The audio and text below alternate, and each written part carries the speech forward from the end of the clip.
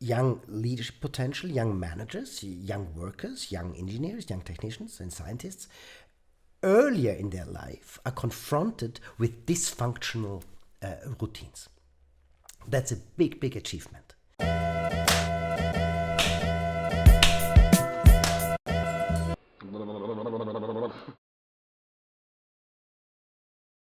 Let's talk about reach your peak.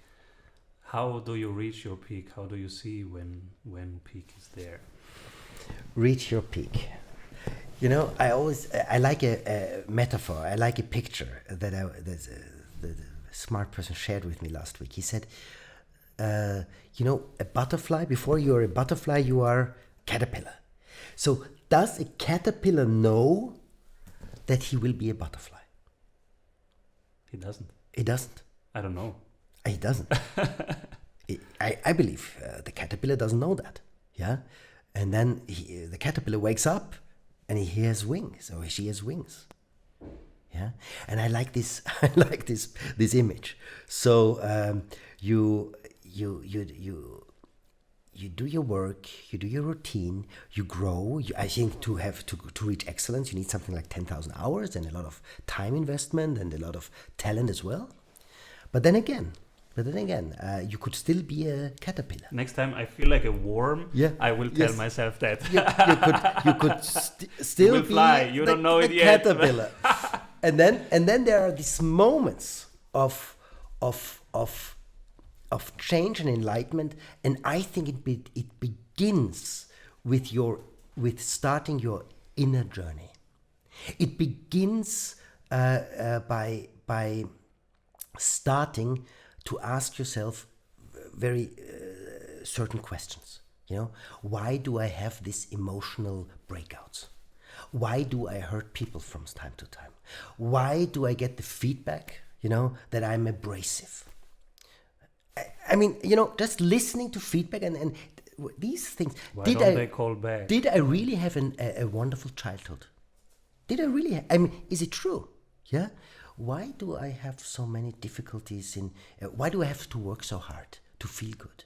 Why? What turned me into a perfectionist? So when these questions, you know, when you don't start to work harder, when you start to work smarter, when you ask yourself the questions that hurt, when you try to not to regret things anymore, when you really take yourself serious, and you know that life is very short, and that your energies will go down one time, then the butterfly can emerge. Because then you start not to look for more satisfaction outside. You don't try to overplay the pain by more and harder work. Then you start to listen to the sound that is very much, you know, not so noisy. And I think then people start, for example, to come to people like me. Coaching starts when people realize that they cannot work harder anymore.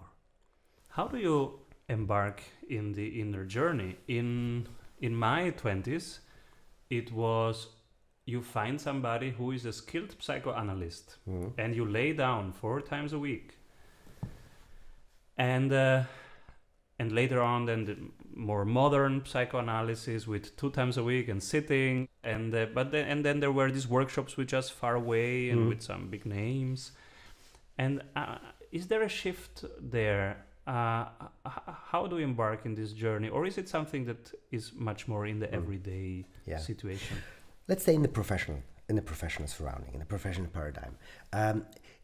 Large corporations these days help people to get feedback much earlier, help them. HR and human resources became more skillful in helping people not only to look at their knowledge and skills, but also to look at their values and emotional patterns. So I like that a lot. I mean, I think there was a huge shift towards a better quality. So young leadership potential, young managers, young workers, young engineers, young technicians and scientists earlier in their life are confronted with dysfunctional routines.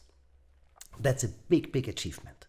So, and then you you yourself have to decide if you want to go there and or not. And that's a tricky part, you know, if you're too frightened to go there or not. So then if you go there, you have a lot of opportunities within your corporation these days. They do mentoring, they do coaching, they give you learning class, they have peer coaching, they have 360 degrees.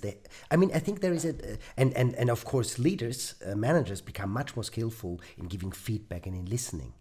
So there is learning. Then business schools these days. Business schools are very much now giving a focus on the interpersonal development as well, and value development and humanity development. And then also when you look now, when you work together with corporations like top management consultants, I mean, you know, you're always confronted with in that the higher you come in your career, you are confronted with very smart people, and these very smart people they ask you questions that are not only based on your profession.